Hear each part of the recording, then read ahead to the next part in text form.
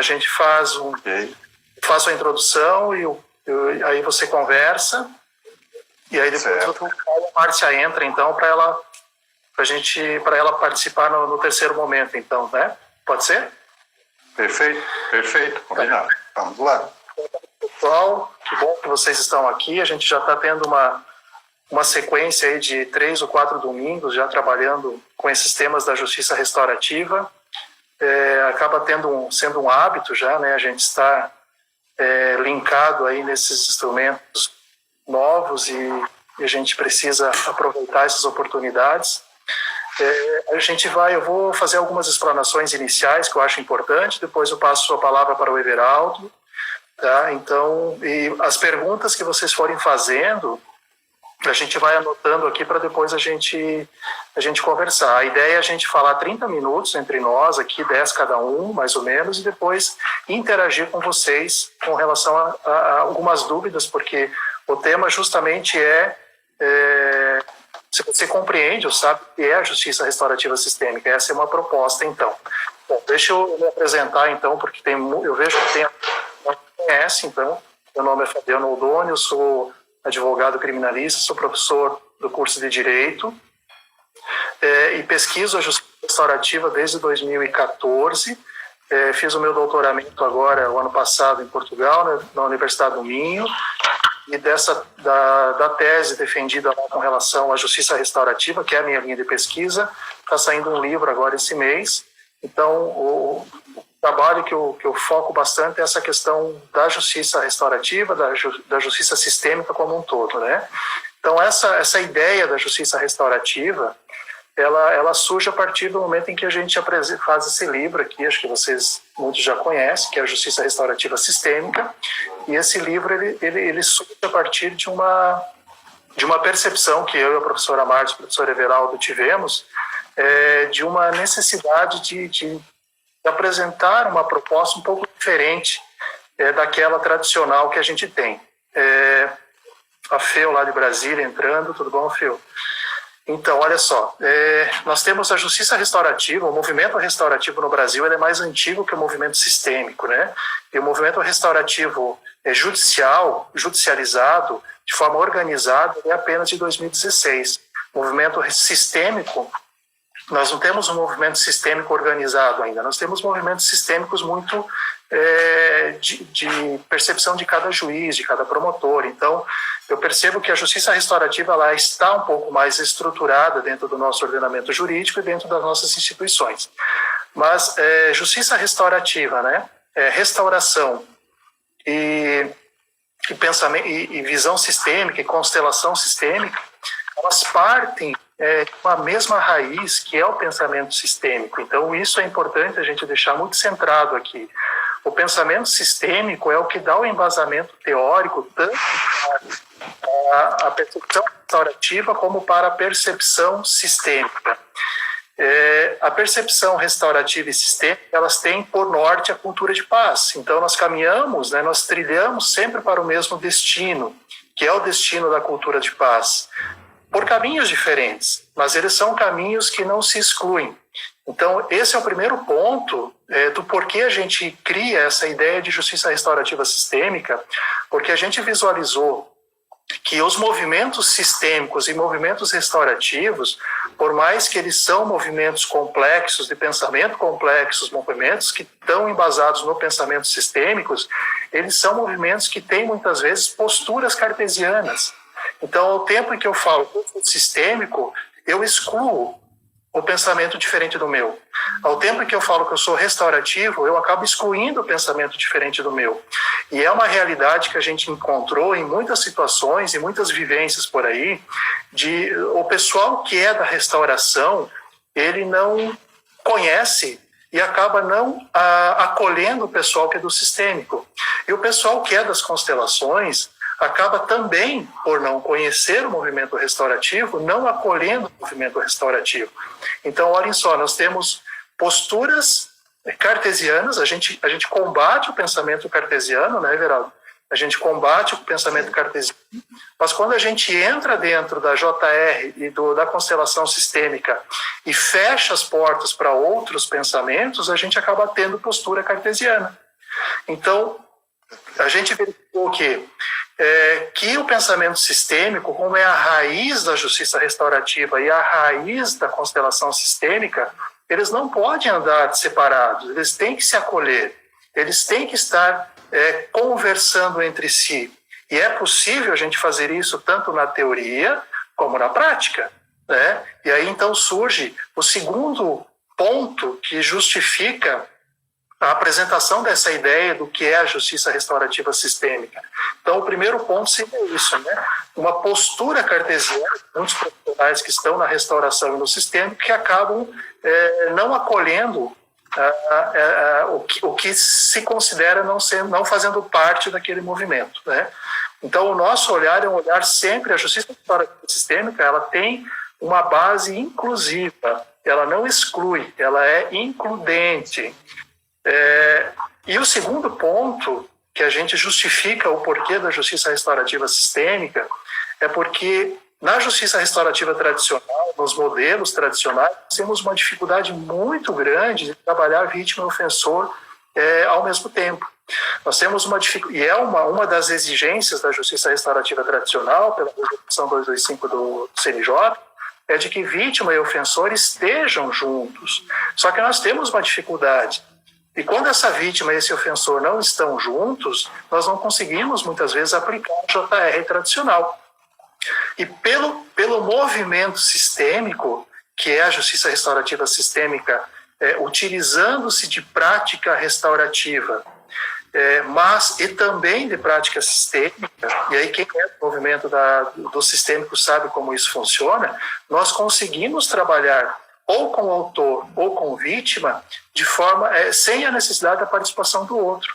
E quando você trabalha de forma restaurativa sistêmica com a vítima ou com o autor do fato, a gente sabe que isso vai, de alguma forma, influenciar nos sistemas da outra parte. Então, isso não acontece porque é a justiça restaurativa sistêmica, isso acontece na justiça restaurativa tradicional. Só que como a JR tradicional, o pessoal não tem essa percepção do sistêmico, eles acabam não entendendo que muitas vezes esse movimento pode ser feito e esse movimento vai ter uma influência no sistema da outra parte. Então a JRS, ela tem uma característica de possibilitar que consiga trabalhar apenas com uma das partes, pela impossibilidade de colocar ambos ao mesmo tempo, que seria colocar ambos ao mesmo tempo, no mesmo espaço, no mesmo momento, né? Numa fala e numa escuta, mas nessa impossibilidade nós conseguimos restaurar relações de forma aplicando práticas restaurativas e sistêmicas, sabendo que isso vai reverberar no campo de informação, né, no campo sistêmico de todas as partes. Então isso é uma percepção que a JRS traz de forma muito clara. E o terceiro ponto que eu justifico o porquê da JRS, que é uma modalidade bastante humanizada e que olha de forma integral todos os que participam, é que nós saímos de um pressuposto, partimos de um pressuposto de que eu primeiro preciso ter um facilitador equilibrado. Eu primeiro preciso olhar para o facilitador. O facilitador precisa fazer o trajeto do autoconhecimento, para que depois ele vá até o mundo do outro, que é o que o professor Everaldo daqui a pouco vai explicar. Então, na JR tradicional, ou na constelação normal, a gente vê muitas vezes facilitadores que não têm preocupação do autoconhecimento, não estão muito preocupados com a sua autopreparação, as suas questões. E nós focamos isso, tanto que um dos capítulos do livro é justamente o autoconhecimento, a necessidade que o facilitador tem de primeiro verificar as suas questões, que ele consiga pelo menos compreender as suas questões, que ele consiga pelo menos aprender a como lidar com as suas questões, para depois partir para a colaboração do conflito que chega até ele enquanto facilitador. Então isso é uma autorresponsabilidade muito grande e nós apontamos isso na justiça restaurativa sistêmica. Vamos primeiro arrumar a nossa casa, para depois irmos até a casa do outro. E é nesse terceiro ponto que entra no curso que a gente faz, que é um curso de 3 módulos presenciais, que entra o segundo módulo, que é o que o professor Everaldo trabalha. Então agora eu passo a palavra para você explicar o que é essa ideia, né, essa necessidade do autoencontro consigo mesmo do facilitador. Certo, certo. Obrigado, professor Fabiano. Boa tarde a todos. Estão me ouvindo bem? Sim. Uhum. Sim, o áudio está bom. Então, imaginando os processos de interseção, né? Nós estamos em constantes relacionamentos, em constantes relações. E quando a gente pega, por exemplo, um exemplo, o que Vará nos fala, sair do lugar de poder para o lugar de amor, isso eu acho que embasa todo esse segundo módulo nosso, que no livro ele está intitulado como Terapia do Reencontro.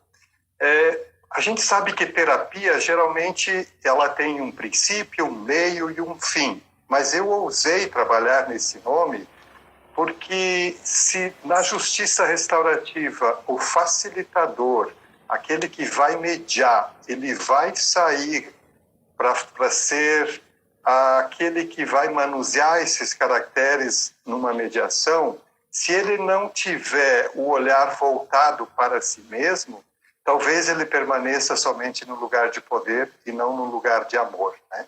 Então, o segundo capítulo e o segundo módulo que a gente desenvolve nessa formação é justamente cuidar de si para melhor ir ao mundo do outro. É claro que esse processo talvez seja só o despertar para a importância de fazer um movimento de inversão para olhar para as suas coisas. Quando a gente faz esse movimento de inversão e passa a olhar para nós estamos neste lugar de poder, de amor que Vará fala. Primeiramente, eu vou ter que ter autocompaixão para comigo, auto-amor, misericórdia para com as minhas luzes e as minhas sombras. Eu só consigo visualizar isso quando eu olho para mim. Então, seria um momento para afinar o mediador, em que ele olhe para as suas questões, em que ele perceba que ele está indo para um momento em que é um grande privilégio estar como mediador, mas que ele não vai estar embasado somente em questões burocráticas, enfim, eu não vou entrar nesses termos, mas que ele tem que ir além, que ele tem que olhar e imaginar ou tentar se aproximar destes humanos que fazem parte deste conflito, dessa mediação que ele vai fazer, né? Porque nós somos imensos, nós temos multidões dentro de nós, né?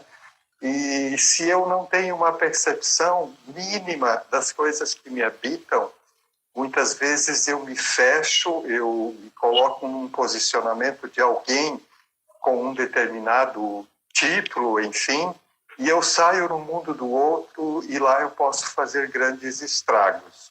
É claro que isso não tira o valor das convenções, das leis, nada disso. O convite é justamente parar, fazer esse olhar para si e começar a trabalhar com as suas questões internas, sabendo das limitações. E aí, quando você sabe das suas limitações, você sabe das suas sombras, você consegue também admitir a sombra no outro. E aí a gente diminui muito os nossos julgamentos, né? A gente diminui muito e aí sim nós estamos sendo mais humanos. É uma visita de alteridade ao mundo do outro. Por mais que nós tenhamos a consciência de que as diferenças entre nós são imensas, mesmo que eu tenha essa certeza, eu também tenho a certeza de que eu posso ter uma interseção positiva com o outro, por mais que a gente tenha muitas diferenças entre nós, né? Então, a terapia do reencontro, ele é um caminho, é um momento por onde a gente vai usar de várias ferramentas terapêuticas para o autoconhecimento. No curso, a gente trabalha com as teorias, mas a gente foca muito nas vivências, na prática. A gente exercita muito o sentir. A gente deixa que flua a parte da nossa intuição, a parte do sentir mesmo. E se a gente fica muitas vezes no cartesiano apenas, nós não saímos do racional. E eu sempre digo que quando nós racionalizamos tudo, nós matamos muitas questões em nós, né? Muitas questões. Então, esse reencontro consigo mesmo, é claro que eu nunca estarei pronto. É claro que durante a viagem é que a gente arruma muito das bagagens.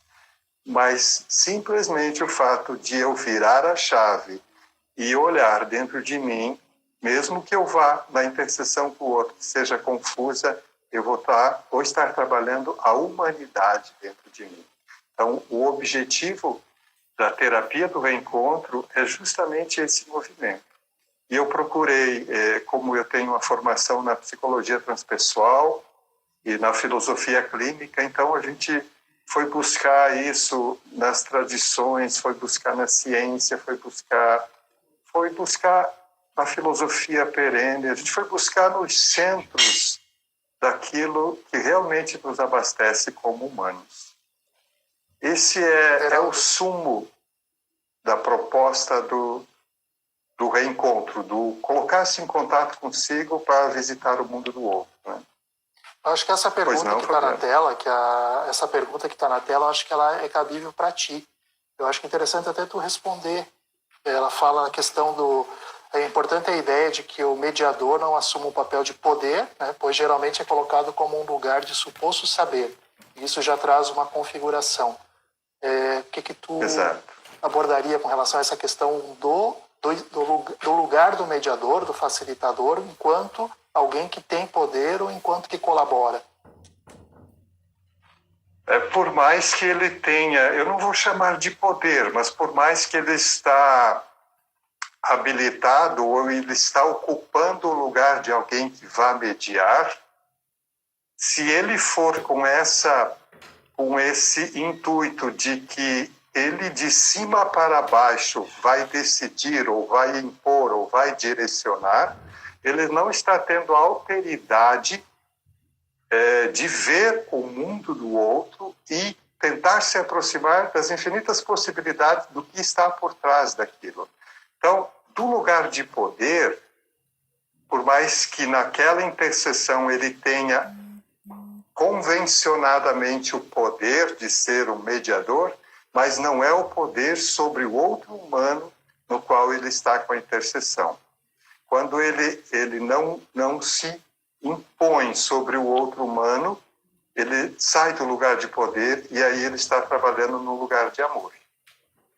E aí é muito amplo, né? Aí isso é muito amplo. Sim. Falando de amor, falar de amor é falar de humanidade, é falar das nossas incompletudes de alma humana, de tudo que nos habita e das infinidades de diferenças das coisas que nos habitam. Você gostaria de complementar mais alguma coisa, Everaldo, com relação a essa questão da importância do facilitador, e depois nós passamos para o terceiro momento com a professora Márcia daí. Certo.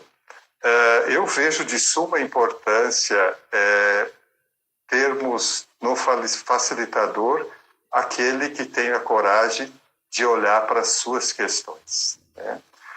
Quando a gente está num processo de formação para terapeuta, no início a gente se pergunta, mas eu acho que ainda não estou pronto, eu vou esperar, me preparar melhor para cuidar do outro. A gente, como eu já falei, a gente nunca está pronto. Mas se a gente parte com a consciência de que um pouco de nós já nós conhecemos e que o outro é um humano, eu acho que o processo é mágico e vai acontecendo de uma forma muito amorosa. Eu acho que por aí a gente já trabalhou a essência em si, né? Eu não vou entrar em quais as linhas que a gente traz, nada disso, né? Sim. É o momento da inversão, de olhar para si e saber que eu vou para o mundo do outro, então eu preciso começar a olhar para as minhas questões. Né? Com Obrigado, amorosidade, com compaixão e em frente. Ok, então, obrigado. Fabiano, então eu acompanho de outra forma agora. Isso, okay? E aí eu peço para a Márcia, então, solicitar o acesso daqui a pouquinho, tá? Até mais, obrigado, Everaldo. Tá, ok. Um abraço, tchau, tchau.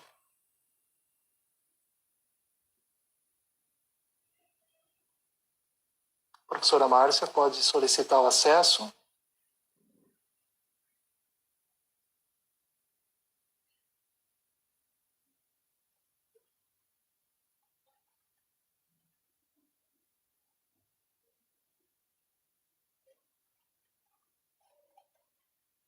Bom, enquanto a professora Márcia, enquanto eu consigo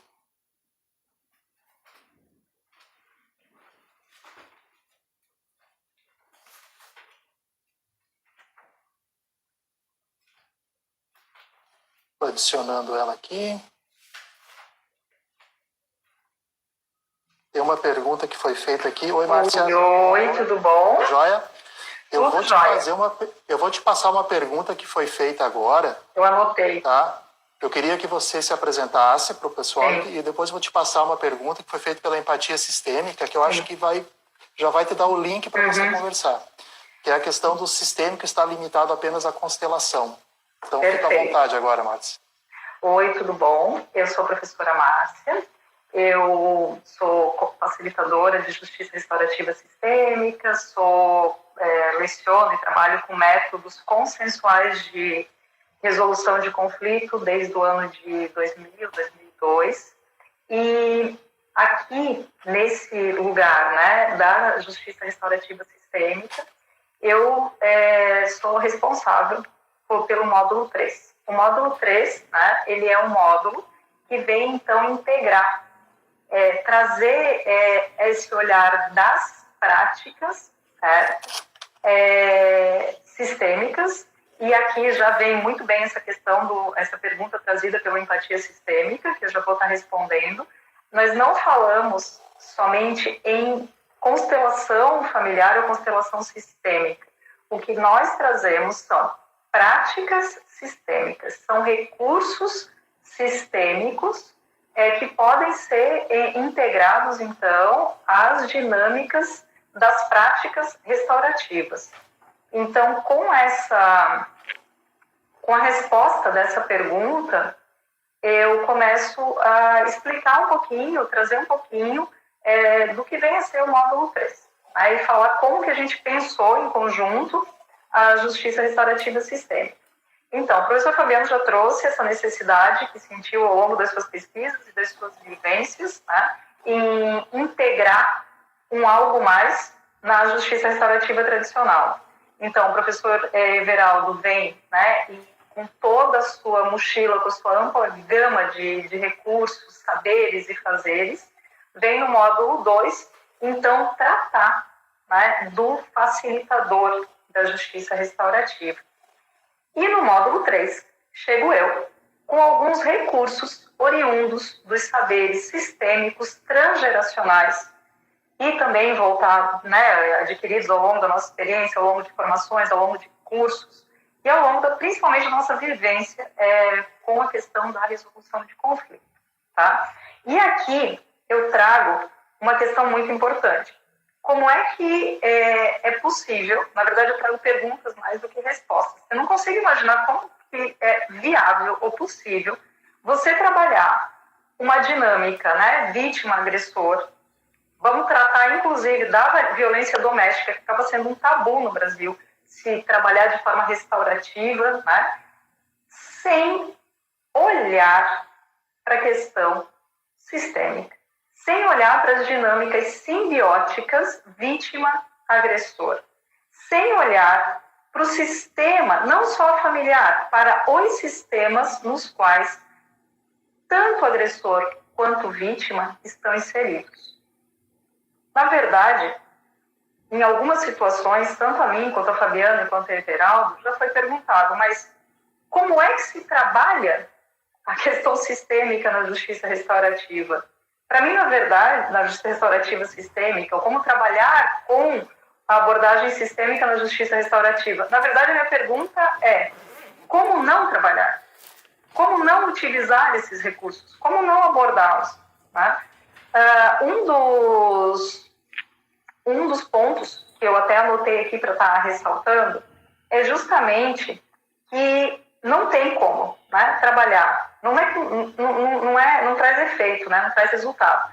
Trabalhar a questão da violência sem analisar essa questão de forma transgeracional. Eu tenho que perceber de que maneira essa violência está arraigada, de que maneira essa violência está inserida nos sistemas. E trazendo um linguajar sistêmico, qual é o lugar da violência nesses sistemas? O que a violência quer dizer? Para onde a violência olha? O que ela traz à tona? Essas perguntas são perguntas, claro que devidamente ajustadas, adaptadas, que podem perfeitamente integrar práticas restaurativas. Eu pergunto de forma restaurativa e sistêmica, porque o objetivo é trazer à tona o que está envolvido na questão sob a perspectiva sistêmica transgeracional. Eu me ocupo mais da questão sistêmica transgeracional, olhando gerações após gerações, qual é a vinculação. E também olhando nos sistemas dos quais a pessoa faz parte, qual é o lugar da violência. Quem trabalha com violência sabe que a violência não é uma coisa que pode ser separada do todo. Então é lógico que é necessário um olhar sistêmico. Um outro ponto que eu trouxe aqui, muito importante também, é o cuidado com o facilitador de justiça restaurativa, o cuidado com o mediador, e até pegando a excelente consideração, então, da Maiara, né, justamente do papel de poder do mediador. Como que esse mediador vai poder mediar conflito se ele traz questões internas dele para o conflito? Se ele não tem essa clareza, essa isenção?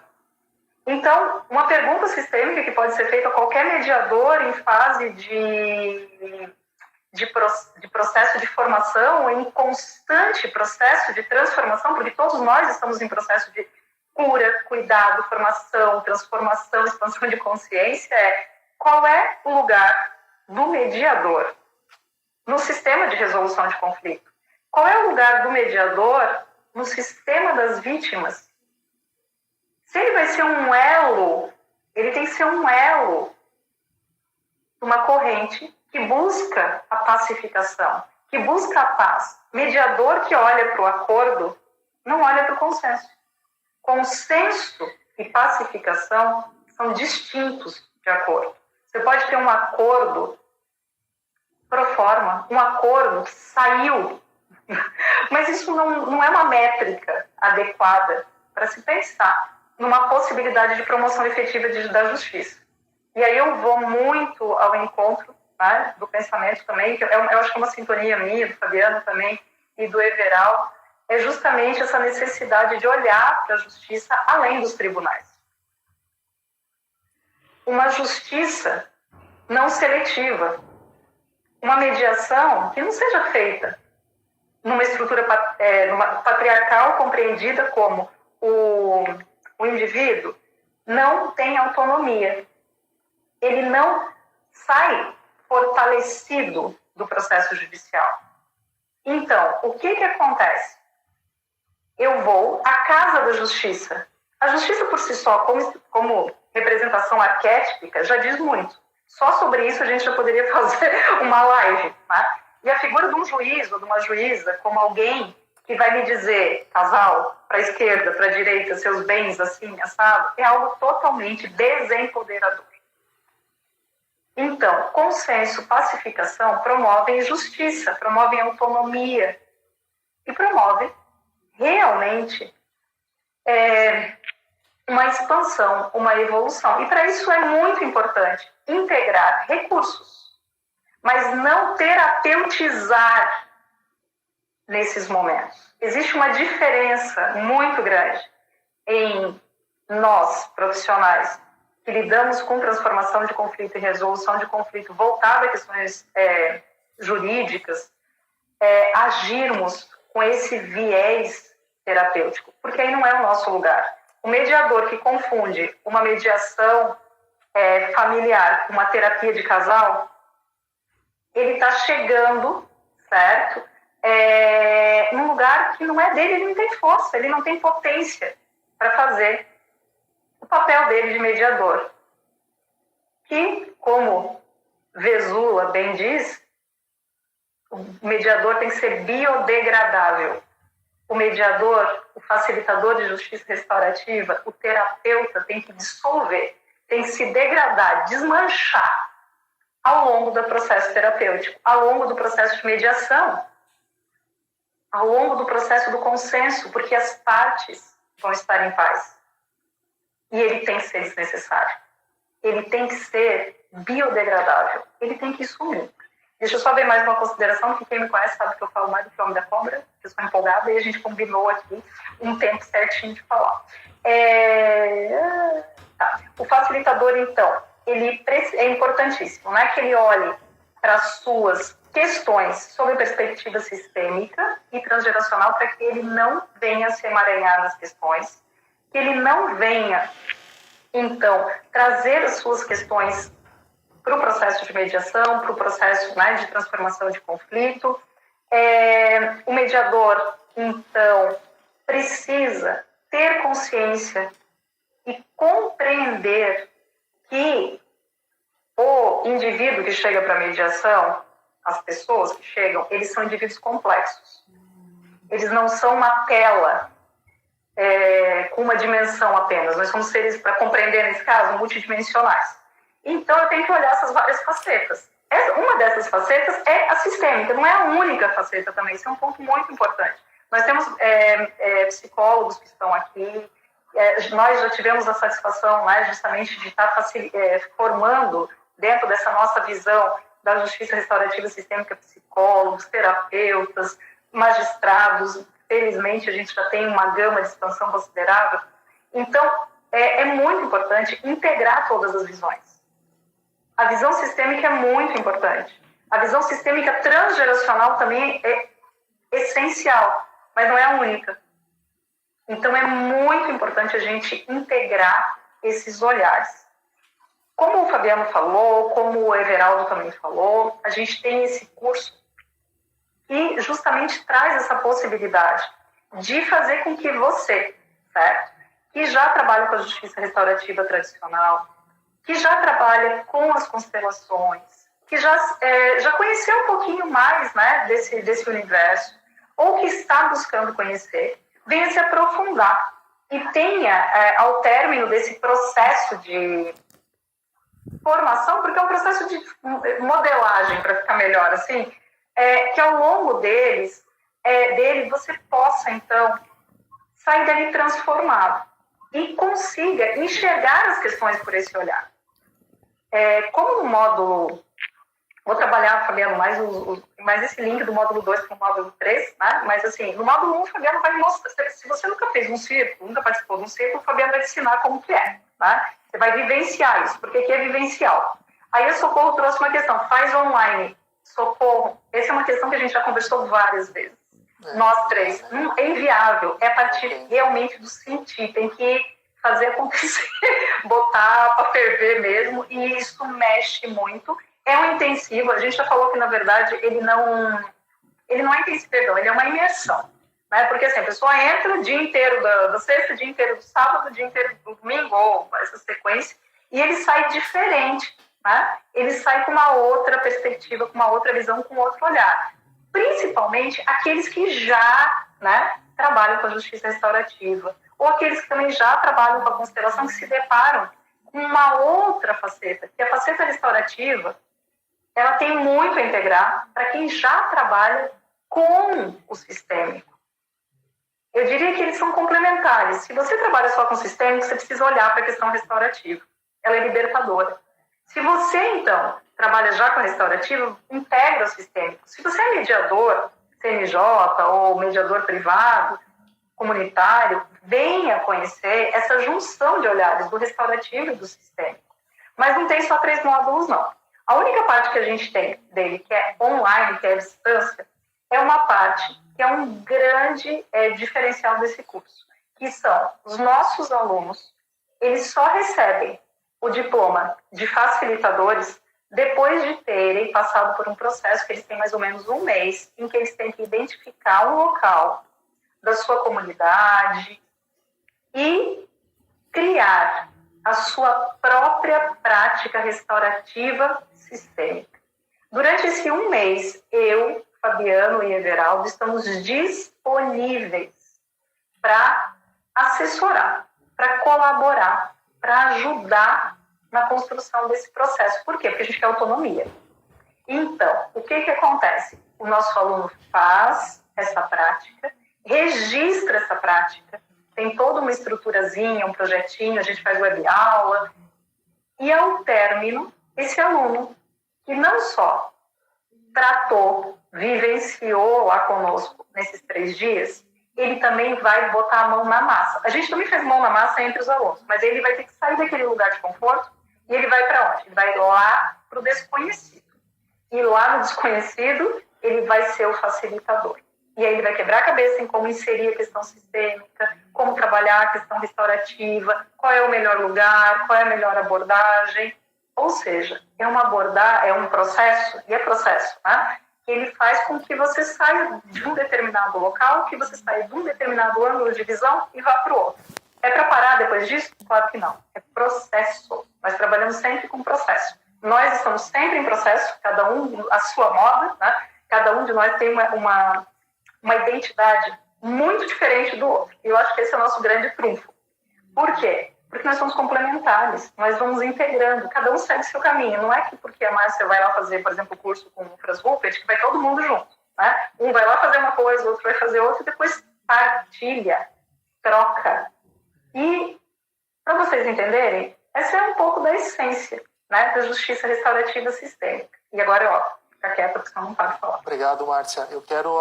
teve uma pergunta aqui da Viviane com relação à questão da advocacia sistêmica, a advocacia criminal no direito sistêmico.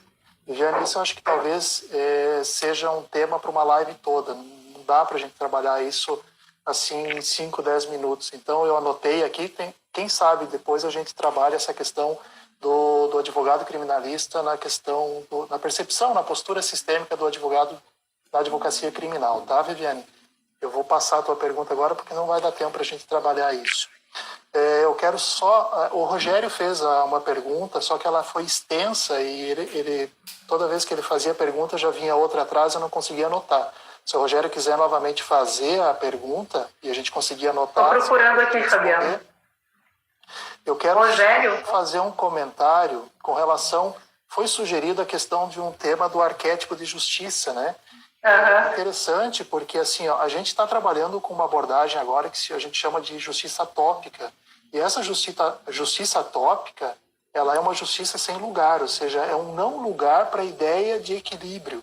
E isso se enquadra perfeitamente dentro da proposta de JRS, dentro da proposta de JR, dentro da proposta do sistêmico, porque nós colocamos a visão do equilíbrio em todas as etapas, em todos os momentos do processo de conciliação, de transformação. Não é uma busca de justiça através do judiciário, é uma busca de equilíbrio das relações que ela, e na nossa percepção, e a nossa posição é muito forte nesse sentido, é uma busca de equilíbrio nas relações que ela deve sair do judiciário.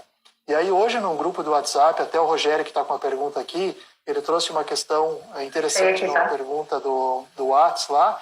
Eu quero só fazer esse link e depois a gente entra nessa resposta para o Rogério, porque assim, se o monopólio da justiça está com o Estado, o monopólio da restauração ela deve ser comunitária. A minha percepção é que o Estado não tem as condições de trabalhar com o monopólio da restauração. Nós precisamos trabalhar com as restaurações comunitariamente, de forma preventiva. Isso é um processo de aculturamento que tem que ser feito de tempo a tempo. É importante o judiciário fincar as suas bandeiras nessa necessidade de implementação de JR, mas isso com o tempo precisa transbordar, precisa sair das linhas do judiciário tem que entrar na comunidade. Então, essa ideia que a gente traz também da ideia de justiça tópica, porque ela não tem um lugar, ela deve transitar por todos os momentos, por todos os matizes, por todos os locais. E essas pessoas, esses facilitadores, esses que estão trabalhando com esses conflitos, eles precisam ser criadores de espaços de conciliações. Eles precisam ser criativos para buscarem locais para que esses conflitos sejam equilibrados. Então, isso é uma percepção que se enquadra perfeitamente, uma visão muito moderna de justiça. É uma visão muito que talvez a gente não consiga compreender ainda como implementar isso no dia a dia, mas isso eu tenho certeza absoluta que é o futuro da nossa percepção de justiça, né? Jéssica habilita como facilitadora, isso é um curso introdutório. Ele sai como facilitador de justiça restaurativa sistêmica, sim. Se fizer os 4 módulos, ele sai. Márcia, qual é a pergunta do Rogério? Tu anotou? Tá. O Rogério traz aqui como você vê o fato do ofensor ser voluntário, mas de início não assume a culpa ou dolo. Tu queres responder essa questão? Fica à vontade. Qual o contexto dessa questão? Eu não consegui perceber o que o Rogério quer com essa... Qual é uma participação obrigatória na facilitação que depois se torne um acordo por vontade própria, mas no início foi meio que forçado a participar, é nesse sentido?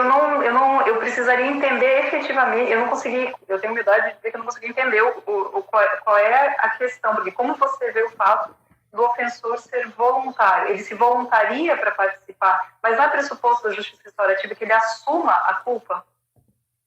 Sim, que ele assuma a responsabilidade, né? Exato, que ele assuma que ele é responsável pela prática do ato, né? Isso na JR tradicional, com acordo homologado em juízo. Agora, na percepção restaurativa sistêmica, nós podemos trabalhar, por exemplo, com violência doméstica, muitas vezes, e tu sabes disso, né, Márcia? A gente já trabalhou com violência doméstica, com agressores, que eles negam a agressão. Eles negam, né? Eles não exteriorizam a responsabilidade que eles assumem, mas eles participam dos processos restaurativos, e isso acaba tendo influência, muitas vezes, nos atos futuros deles. Ficou claro agora? Tá, aqui o Rogério trouxe o preso, no caso, então, ele está falando especificamente do preso, que é voluntário, que participa das dinâmicas com as práticas então, restaurativas. Tu pode se esclarecer pela experiência do... Sim, é só para entender bem. Sistema prisional. Exato. Então, assim, o que acontece?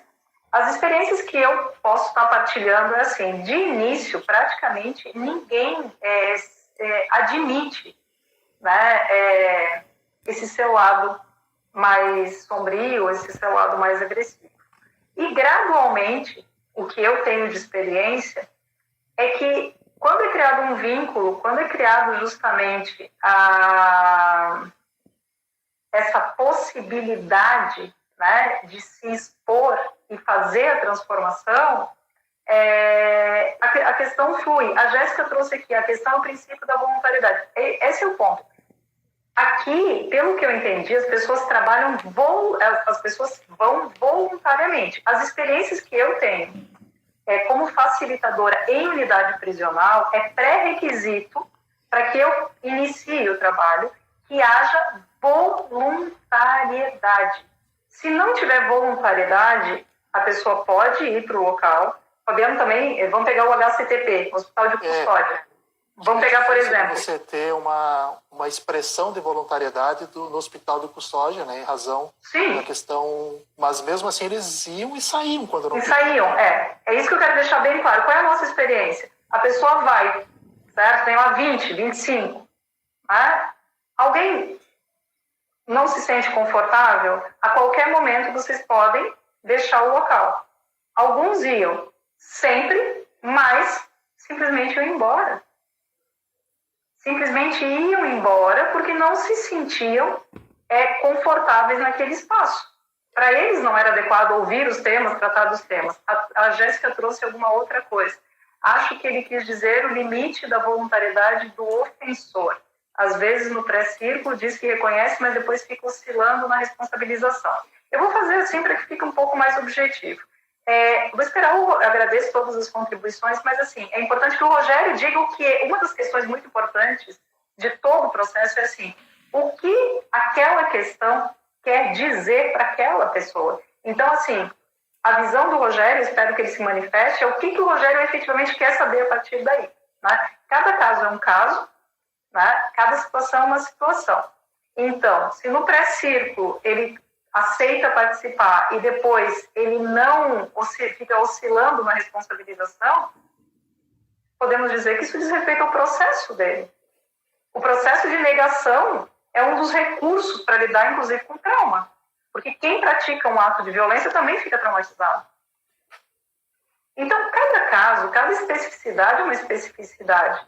Nós temos pessoas, por exemplo, situações que eu já facilitei, em que a pessoa está lá com a sentença transitada de julgado, recebeu lá todas as situações e diz, não, eu não cometi.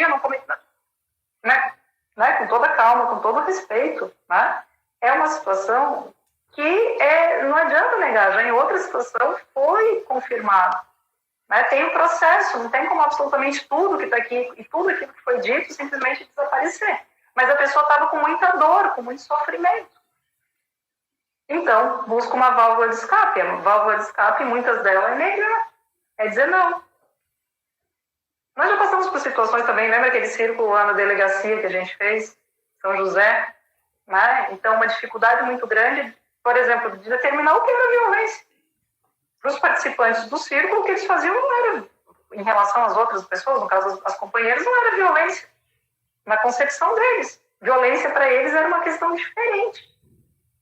Ah, tá. O Rogério botou aqui. Voluntariedade leva a transformação ou negação? A voluntariedade é pressuposto de qualquer trabalho terapêutico.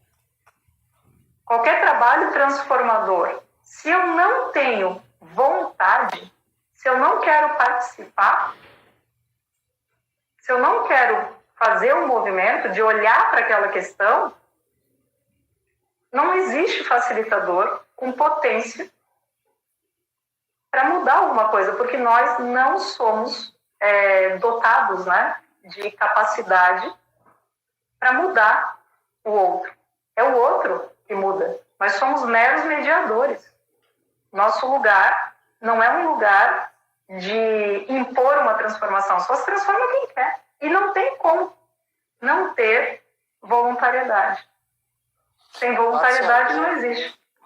Eu vou pedir para você, então, fazer o fechamento da sua fala, que a gente já vai encerrando, né? Já deu uns 50 minutos, daqui uns 3 dias a gente encerra, e a gente anotou aqui alguns temas que a gente possa abordar em outros momentos também. Perfeito. Então, eu agradeço muito a presença, né, do pessoal que ficou aqui, agradeço a presença do Everaldo, a presença do Fabiano, sua oportunidade de fala, Socorro também, que fez várias contribuições, e tantos outros que estão aqui. Convidar, né, vocês, porque em breve a gente vai estar fazendo uma outra live, uma outra web aula. A gente está tentando trabalhar como live, vai trabalhar mais como web aula, para que a gente possa estar expandindo essa ideia e fazendo com que as pessoas conheçam esse olhar, porque é um olhar integrativo, um olhar amoroso, né? Um olhar que eu sempre me pergunto, para onde você olha? Eu olho para a pacificação. Não olho para acordo, não olho para isso, eu olho para a pacificação. Quais são os recursos que podem ser integrados? Então, essa é a ideia, é uma possibilidade de expansão. Todas as perguntas foram anotadas, a gente queria isso mesmo, a gente conversou antes, que era justamente poder ouvi-los para, a partir daí, pensar como fazer melhor essas lives. Socorro, vamos lá no projeto Transformar Sim. Beijão a todo mundo, Fabiano, obrigado pela oportunidade, para você. Obrigado.